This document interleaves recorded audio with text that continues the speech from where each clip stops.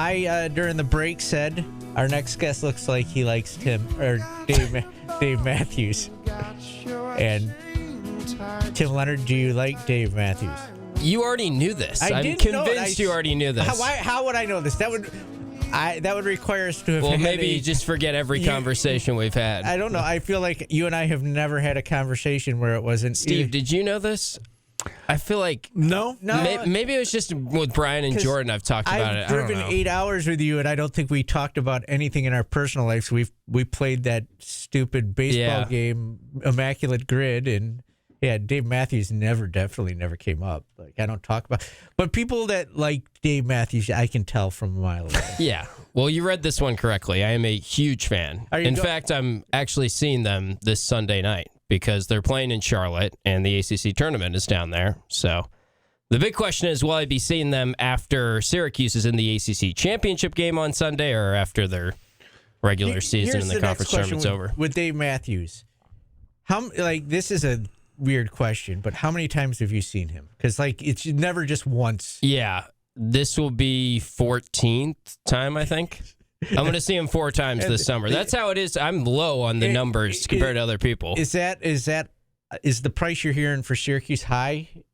I haven't really looked into it, but I'm sure it's expensive because they're always expensive. But and he's doing something right, because he plays 2 days everywhere he plays, and the same people go every time. So he's doing something right. Yeah. So, you sucked me into this, because he set me up for a perfect transition into lacrosse, and then you asked a follow-up question. Now I have to ask a follow-up question. 14 times. That seems like a lot to me. Auburn. Does he change the set every list? time? Every time. So the set list is different every time. I'm going to go to Saratoga this summer. They play at SPAC, Saratoga, every year, and I try and make it. They play Friday and Saturday night, and pretty much everyone that goes to both nights, because the Friday night show, there will be no repeats on Saturday. Really? You'll hear 2 completely different shows. Wow. Auburn Kev 80 says, I've seen them 75 times. Yeah. People have seen them 200. I mean, 14 times is really a low number. I got to catch up to the others. I've seen them twice. Acoustic at the Landmark and at Darien Lake, and I met him at Darien Lake. Yes, I remember that. And we've talked about this. I remember our conversations. You don't. I don't. Yeah. But you've got the face for a Dave Matthews fan. All right, so you mentioned Sunday night. Hold on. One more question. What band have you seen the most, Steve? I've seen Luke Combs twice. That's the most I've seen Thomas Rhett twice. I've seen twice. I think I've seen Salt and Pepper 6 times, and I don't know how. Yeah. I don't go out of my way to find them, but they've opened. They've been free at the fair. I've seen Salt and Pepper 6 times. That's my most. Yeah, generally when I see an act, even if it's an act I like, I kind of check it off the list. Like, okay, I've seen them live. And I feel that way about every other group, but they just play different set lists. So, yeah, it's interesting. All right, very interesting. All right, Lacrosse, not good. Well, you mentioned Sunday night about whether or not they're playing in the ACC title game. If they are not in the ACC title game, does that mean the season is over? No, actually. I think there's a pretty good chance they still get in the tournament if there's no bid stealers, and there's looking like there probably won't be any bid stealers, knock on wood for Syracuse fans. But right now, basically what Syracuse needs to avoid in terms of bid stealers is Rutgers winning the Big Ten tournament. They made it into the semifinals. The 3 other teams that are in the semis are going to be already inside the NCAA tournament field. So if Rutgers doesn't win the Big Ten, that's good. Rutgers plays Ohio State Thursday, so root for Ohio State in that game if you're Syracuse.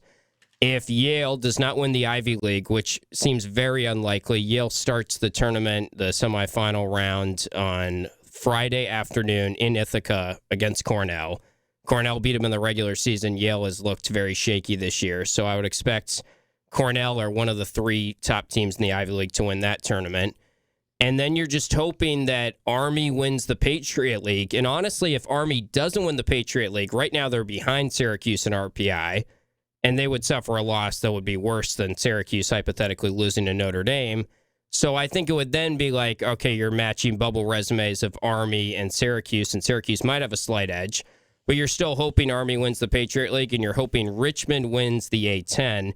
But same thing with that. Richmond would have a tough loss that would really hurt their RPI, even though Richmond is currently 9 in RPI and Syracuse is 11.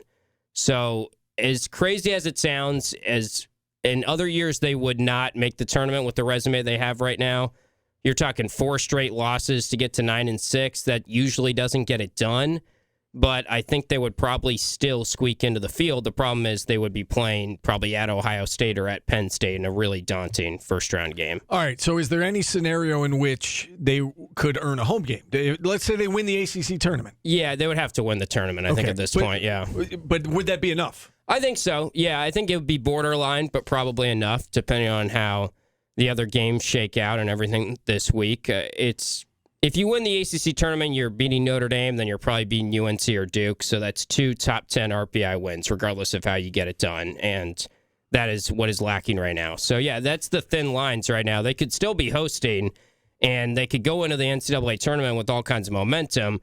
But obviously, based on how they played on Saturday and how they played recently, I get why fans are kind of just chalking up this Notre Dame game as a loss right now, some of them. Yeah, so let's talk about Saturday in North Carolina and what went wrong. They got off to a pretty good start. They led early, and then they went long stretches without a goal. There was a lot of turnovers in the game. What was the biggest issue of why they lost that game? I think you hit on some of it there. I think the frustrating thing for Syracuse Lacrosse fans is it was the turnovers. It was failing to clear against the 10-man ride from UNC. It was struggling to get ground balls, be physical enough with ground balls.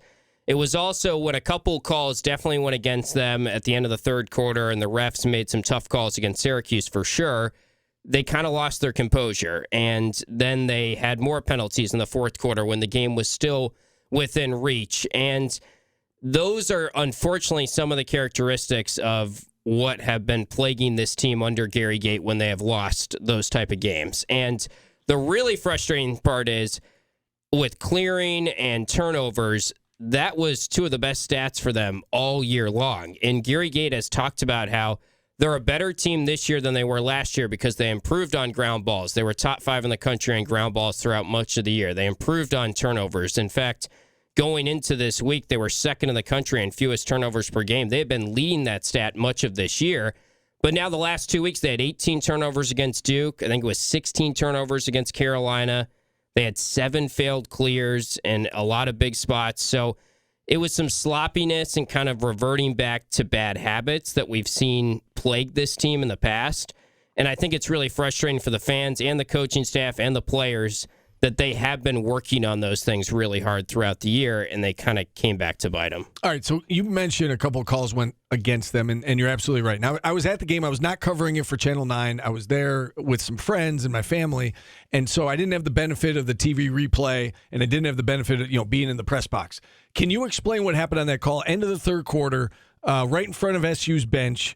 What was that call? Why did they make? What was the justification for why UNC got the ball when it seemed like it should have been SU's ball? Yeah, it should have been a loose ball push on Carolina. In fact, I think when I was calling it, I said something like, "Here comes a loose ball push," and then Kyle and I were like, "No, they're saying it's UNC." What they said is that Chuck Kaczynski played without his stick, which he was pushed to the ground and lost his stick, and that one. Kyle is famous for getting on the refs on our radio broadcast, and sometimes I'm kind of going back and forth with him. And this was not a game like UNC, they outplayed Syracuse in every stat, and Syracuse got outplayed in this game. But at the same time, that call was truly one of the worst calls I've seen all year, just that loose ball push sequence. But I will say, and I said this on the air after it happened, the call was really bad. But still, there was 10 seconds left in the quarter. Restart from right in front of your bench. You really should be able to hunker down and avoid a goal in that situation. And this has happened with this team before.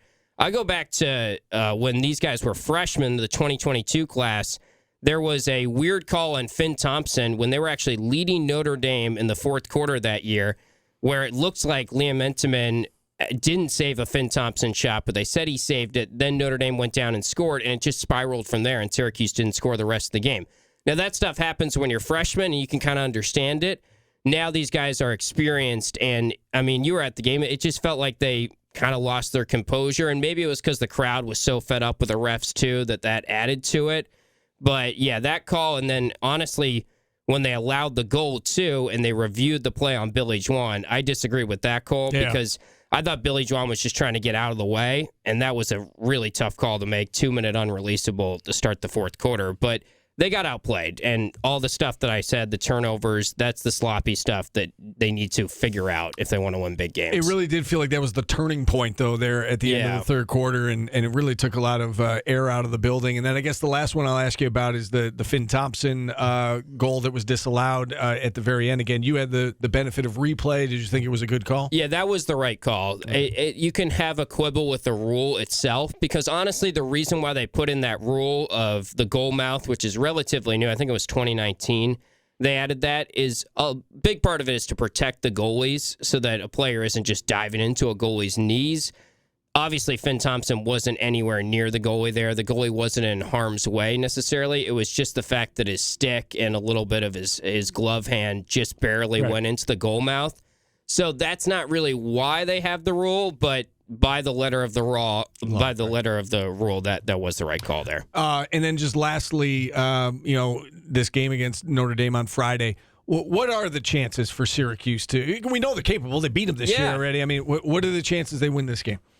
I mean, I don't think many people are going to be picking them, considering Notre Dame has won every game since they lost to Syracuse. They've won 3 in a row. I will say Notre Dame has looked really bad in stretches and have not looked like the 2-time defending national champs quite to the degree that we would have guessed maybe, but they've come back against UNC and Penn after some big early deficits in the last 2 weeks. And Syracuse has lost every game since that Notre Dame game. And yes, Syracuse hasn't looked as good away from the Dome this year, and they had 11,000 fans mostly on their side against Notre Dame the first time. But, I mean, it's in there. Like, clearly they matched up pretty well against them the first time, and they'll be desperate. They'll be as focused as they could possibly be. So I wouldn't count them out for sure. And I will say this, regardless of how sloppy the end of this regular season has looked for Syracuse, and they have just been playing really tough teams too. But, yes, they're on a 3-game losing streak. Could be a 4-game losing streak, and, it doesn't feel like this is the year they break the Final Four drought and all that, but all that matters is how you play in the tournament if you get in there, and that's how this team will be remembered. So, I mean, Virginia lost their last 4 games before the tournament last year and still made it to the Final Four. Like, it can happen in lacrosse. Lacrosse is weird, so we'll see what happens on Friday night. Especially in this conference, everybody's very good. Yes, Paul, you had something you wanted to say? One last question. Did you play hacky sack? No. Okay. That's another stereotype. Yeah. I was just curious. Never did that in the high school parking lot. Yeah. No. I think that was a little different generation than That was me. more my For us old generation. guys. Tim, good stuff. That's Tim Leonard. We'll take a timeout. Today's Business next on ESPN Radio. Sadly on their phones. I feel bad for Tim. This is getting mean. It's not even in the slightest bit mean-spirited. No.